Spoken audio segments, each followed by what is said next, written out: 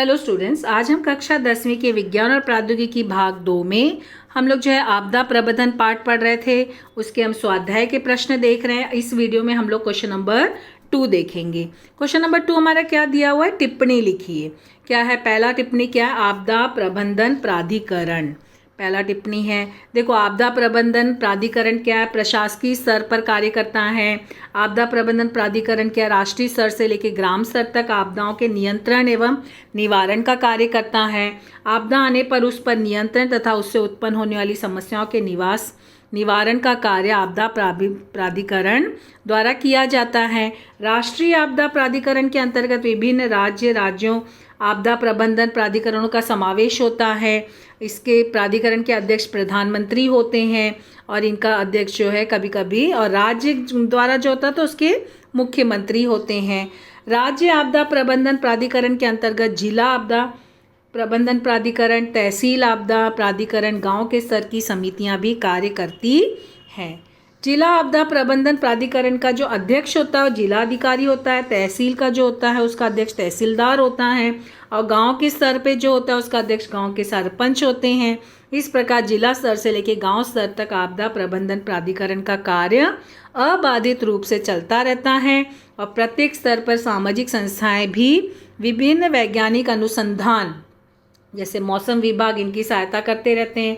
आपदा प्रबंधन के लिए प्रत्येक जिला अधिकारी उत्तरदायित्व होता है। प्रत्येक जिला अधिकारी जिले से में चल रहे पुनर्वसन के कार्यक्रम को नियंत्रण करते हैं, समन्वय करते हैं। इसके अतिरिक्त जो जिला अधिकारी होते हैं वो पुनर्वसन के कार्यक्रम की योजना बनाते हैं, जिसके अंतर्गत समय समय पर पुनरावलोकन जो है वो जिलाधिकारी द्वारा होता है। दूसरा यहाँ पे आपदा प्रबंधन प्राधिकरण का स्वरूप। ठीक है, पहला केवल आपदा प्रबंधन प्राधिकरण था, अब उसका स्वरूप आ गया। क्या बोला है? आपदा की रोकथाम करना, आपदा पर आने पर उसका सामना करना इत्यादि बातों का समावेश इसमें होता है। सभी कार्य पर आपदा पर रोकथाम लगाने की योजना, निवारण, पुनर्वसन, पुनर्निर्माण इत्यादि घटकों पर विचार विमर्श किया जाता है। तत्पश्चात इन घटकों पर विचार विमर्श करने के पश्चात आपदा का निवारण करने के लिए कार्य योजना बनाई जाती हैं। कार्यों का सूत्र संचालन जो है आपदा प्रबंधन प्राधिकरण और आपदा प्रबंधन केंद्र करते हैं। आपातकालीन नियोजन चक्र के अनुसार पूर्व तैयारी, विमोचन, सुसज्जता, प्रतिसाद, पुनरुत्थापन, पूर्ववत्ता, आपदा का आघात इत्यादि चरणों में इसका सामना किया जाता है। आपदा के स्वरूप और व्याप्ति पर विचार विमर्श करके तत्काल निर्णय लेकर आपदा प्रबंधन किया जाता है। सामान्य लोगों की दृष्टिकोण से दूर संचार व्यवस्था, संक्रमणावस्था, पुनर्निर्माण अवस्था के द्वारा आपदा का सामना किया जा सकता है। तीसरा है अभिरूप सराव, मॉक ड्रिल बोलते हैं इसको। मॉक ड्रिल तुमने देखा ना, कभी कभी मॉक ड्रिल्स चलते रहते हैं रास्ते में अचानक। तो ये क्या होता है? मॉक ड्रिल ये जो है आपदा की स्थिति में तुरंत और कम समय की तैयारी करके स्थिति का मापन करने का एक साधन है।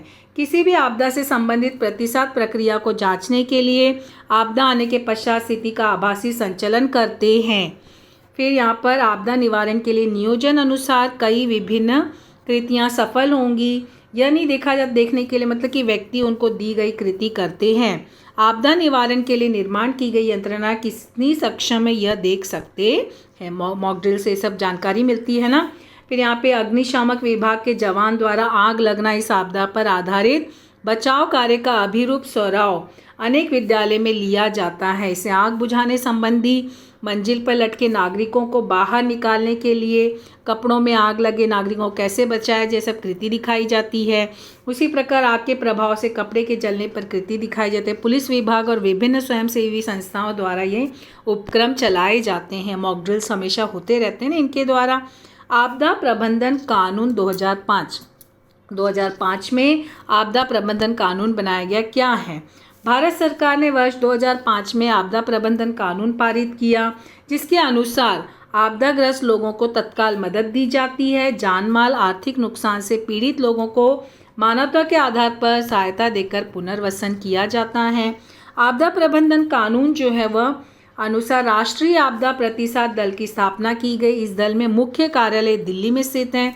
संपूर्ण देश में राष्ट्रीय आपदा प्रतिसाद दल की 12 टुकड़ियां कार्यरत हैं। प्रत्येक राज्य में सेना की सहायता से यह दल कार्य करता है।